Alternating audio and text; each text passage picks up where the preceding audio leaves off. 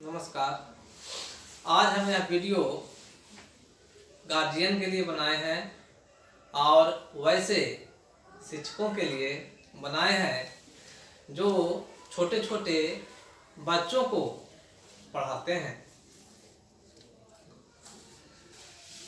इस वीडियो से गार्जियंस या शिक्षक को इस बात की जानकारी होगी कि बच्चों में भाषा कौशल का विकास जन्म लेने के बाद से ही शुरू हो जाता है। अब जो है भाषा के बारे में हम आपको बताएंगे।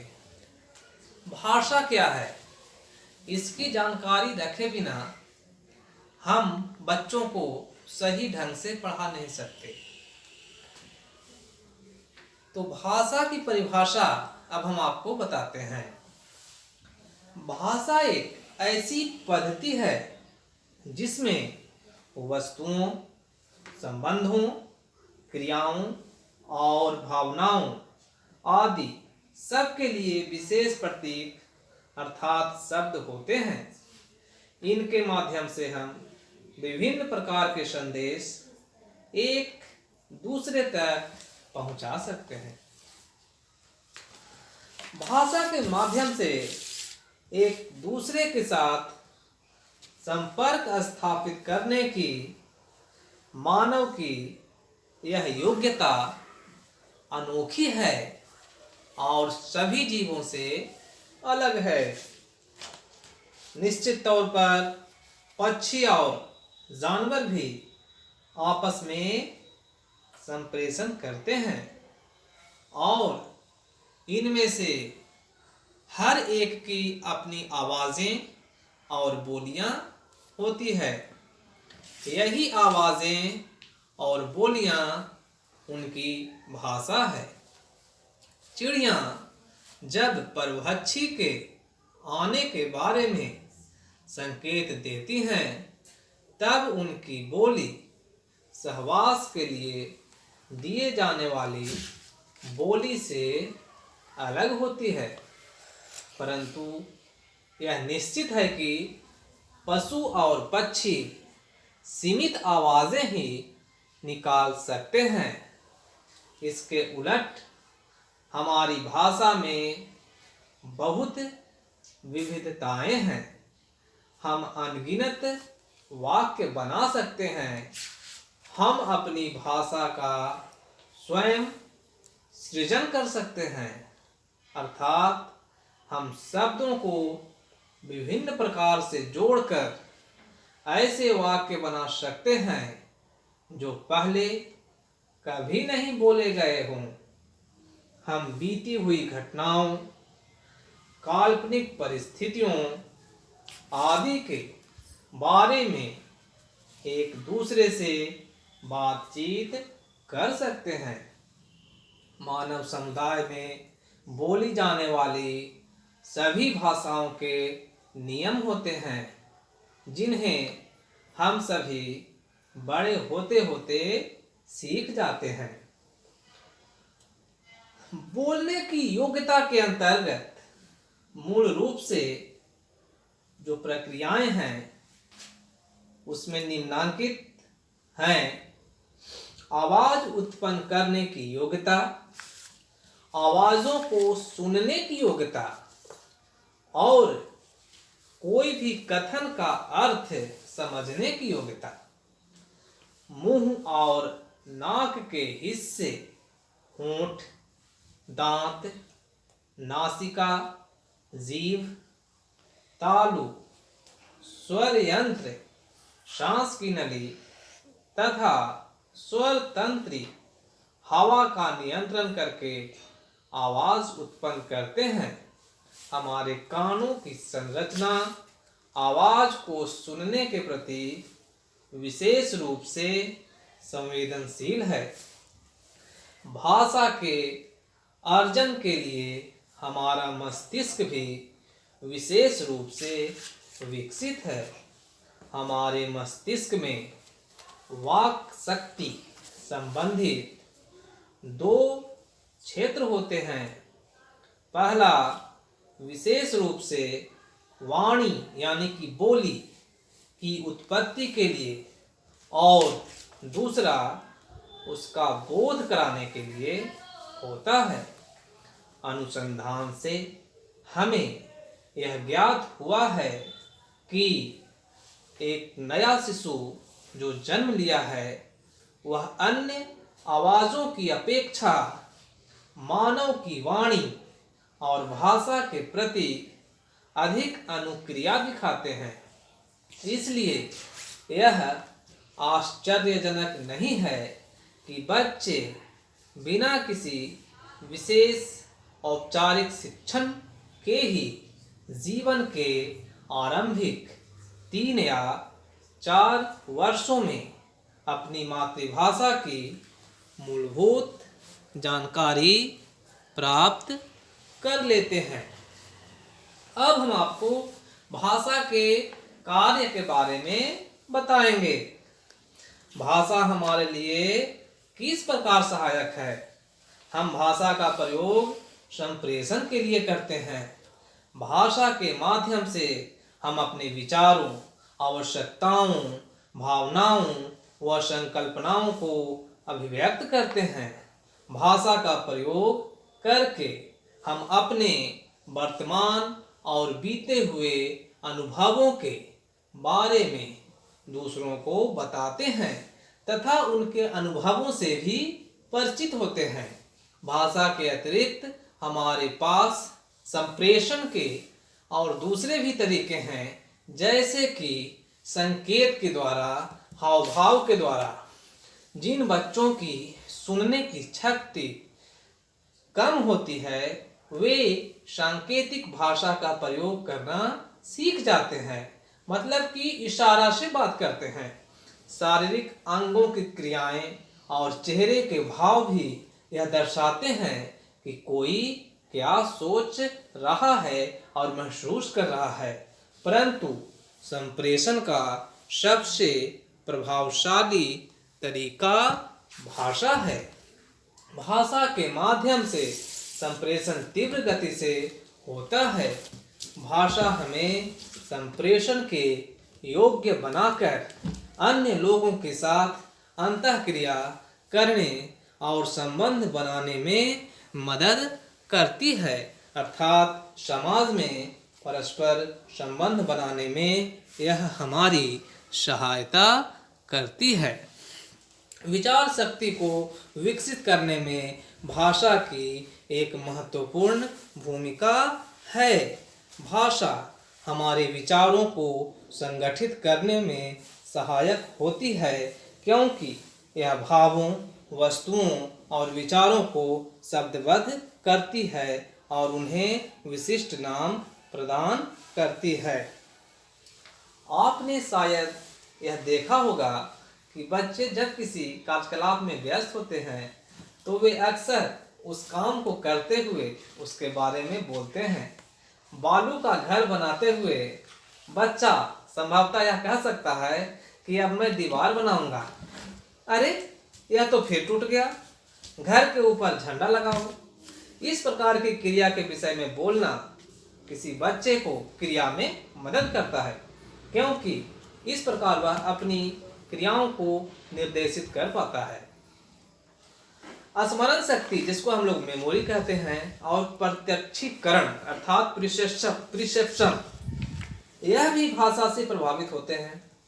अगर किसी चीज का नाम हमें मालूम हो तो हम उस वस्तु की ओर हमारा ध्यान शीघ्र केंद्रित होने की संभावना होती है, अर्थात उसका प्रत्यक्षीकरण या उसका स्मरण करने की संकल्पना अधिक होती है।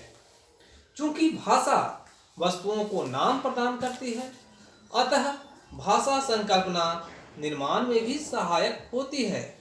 परंतु इसका अर्थ यह नहीं है कि विचार शक्ति, प्रत्यक्षीकरण और स्मरण शक्ति केवल भाषा पर ही निर्भर है। भाषा विचार करने में मदद तो अवश्य करती है, परंतु विचार करना भाषा के बिना भी संभव है। यदि आप ऐसा प्रयोग करके देखें तो आपको समझ में आ जाएगा। 1 वर्ष की उम्र से पूर्व कोई बच्चा बोल नहीं सकता, परंतु वह सोच तो सकता है। जैसा कि आप उसके स्थिति को देखकर आप अनुभव कर सकते हैं।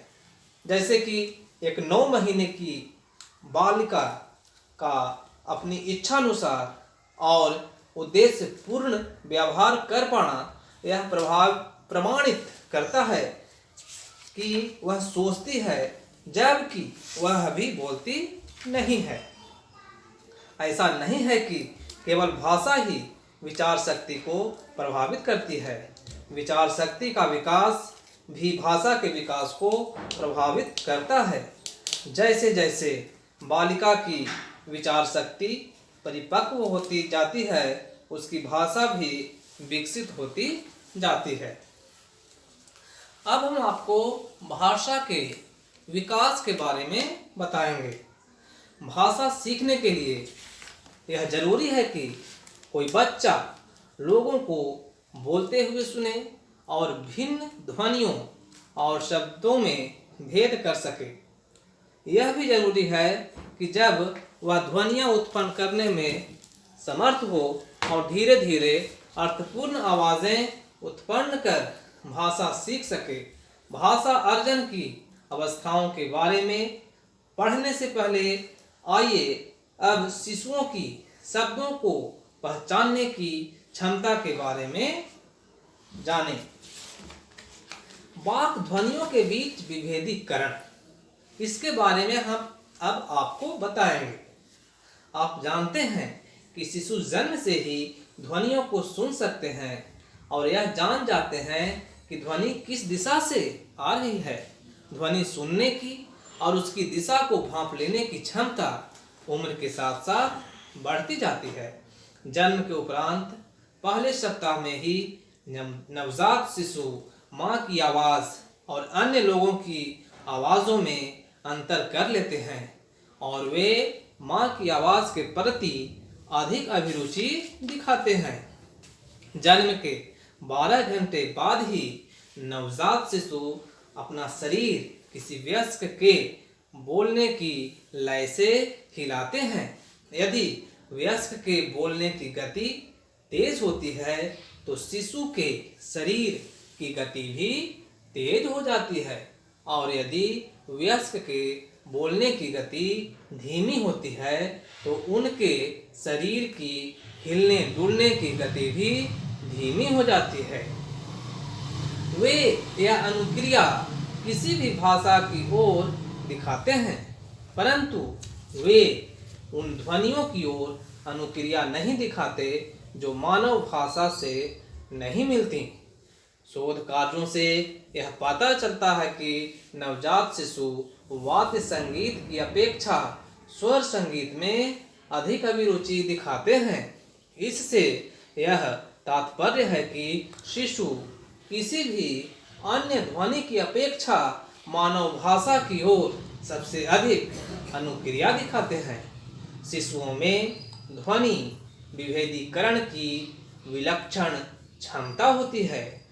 आप जानते हैं कि 3 महीने के शिशु यह समझते हैं कि बोले गए शब्द वक्ता के होठों के हिलने से मेल खाते हैं और वह व्यक्ति विशेष की आवाज़ को उसके चेहरे से मिला सकते हैं। अलग अलग ध्वनियों के बीच विभेद कर पाने की यह क्षमता बहुत ही तेजी से विकसित होती है।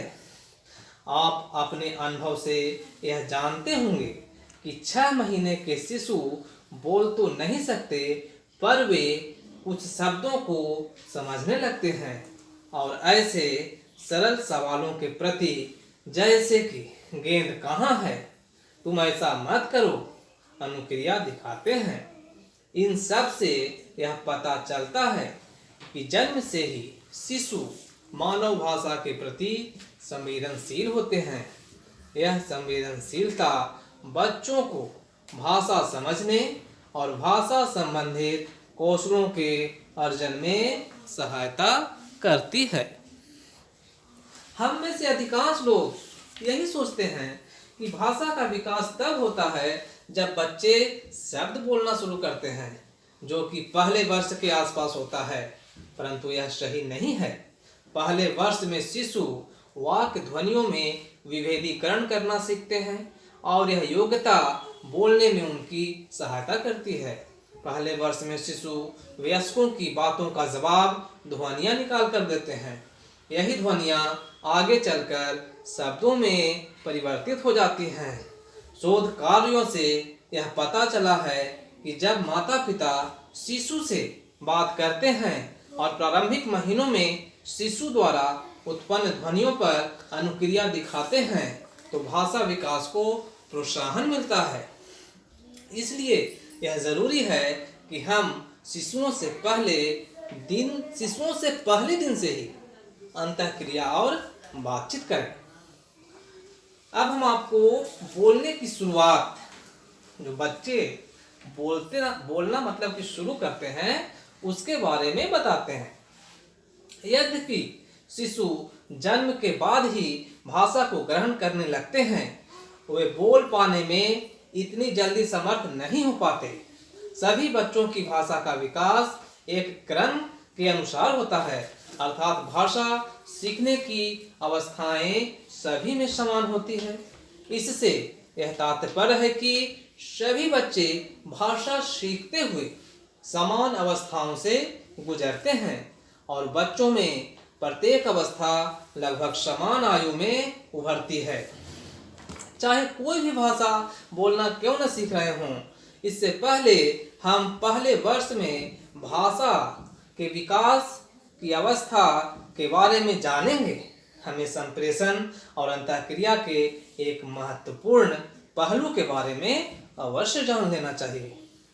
लोगों के साथ बातचीत और अंतःक्रिया में हमारी अपनी बारी की प्रतीक्षा करना अनिवार्य है।